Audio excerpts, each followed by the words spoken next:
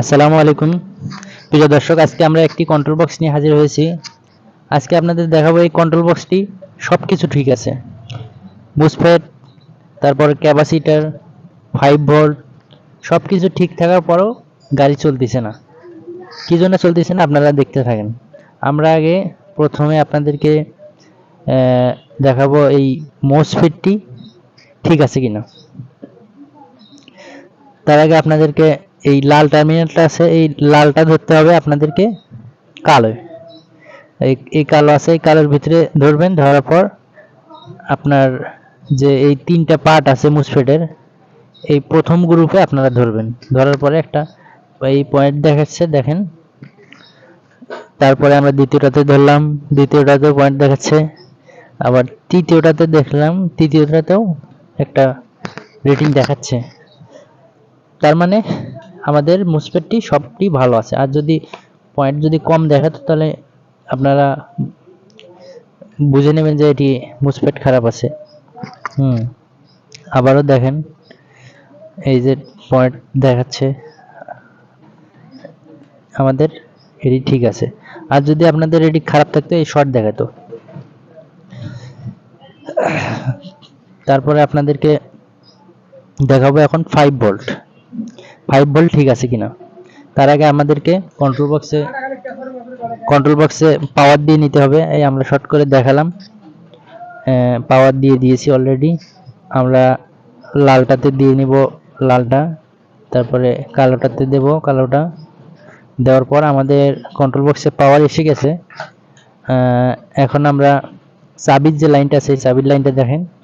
এই চাবির লাইনটা আমরা লালটার সাথে লাগিয়ে দেব।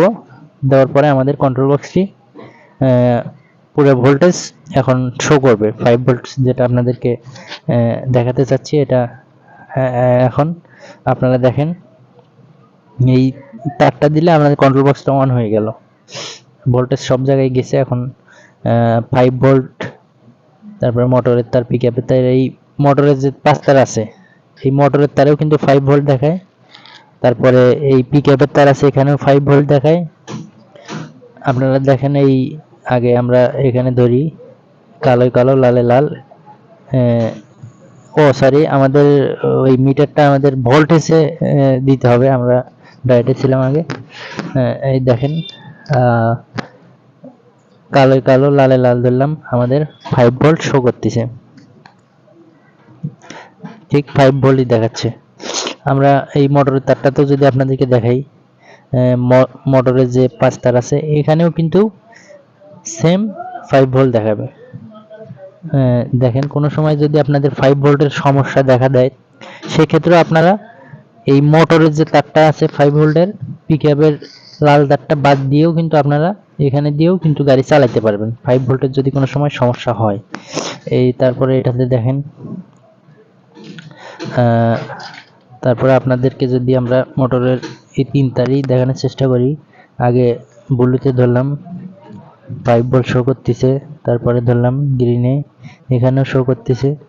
তার মানে আমাদের 5 ভোল্ট মোটরের যে 5 তার আছে ওখানেও ঠিক আছে, এখানে সব কিছু ঠিক আছে। এই ঠিক থাকার পরেও তারপরেও কেন কন্ট্রোল বক্সটি আমাদের কোনো কাজ করতেছে না, কেন সেটা আপনাদের আজকে ভালো করে বুঝিয়ে দেব। তার আগে আপনাদের যে মেমোরি আইসি আছে, এই মেমোরি আইসি, এখানে কেউ সিস্টেম আইসি বলে। এই সিস্টেম আইসিটা কিন্তু যদি আপনাদের শর্ট হয়ে যায় অথবা খারাপ হয়ে যায়, তখন আপনারা কিভাবে বুঝবেন যে এটা খারাপ হয়েছে? আমরা পরিমাপ করে আপনাদেরকে দেখাবো। আপনারা যদি এটা চেঞ্জ করতে চান তাহলে সেক্ষেত্রে আপনাদের হট গান দিয়ে আগে ওটা তুলতে হবে। তারপরে আপনারা সেম সার্কিট থেকে নিয়ে আপনারা কিন্তু লাগাতে হবে। তার আগে আমরা মিটারটা আবার নিলাম। নেওয়ার পর আমরা হচ্ছে এখন আপনাদের মাপটা দেখাবো।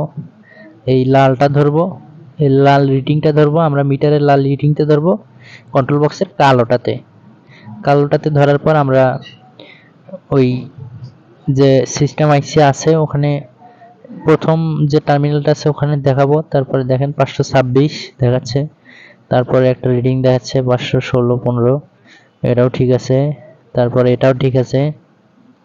হ্যাঁ, এইরকম করে আপনারা পরিমাপ করবেন, দেখবেন যে সবগুলোই যদি আপনাদের 500 600 অথবা 700 দেখায় তাহলে ঠিক আছে। আর যদি এই রিডিংগুলো যদি 100 150 অথবা 50 অথবা 0 দেখায় তাহলে কিন্তু আপনাদের এই সিস্টেম আইসিটা অথবা মেমোরি আইসিটা এটাতে আপনাদের কিন্তু ডিস্টার্ব হয়েছে।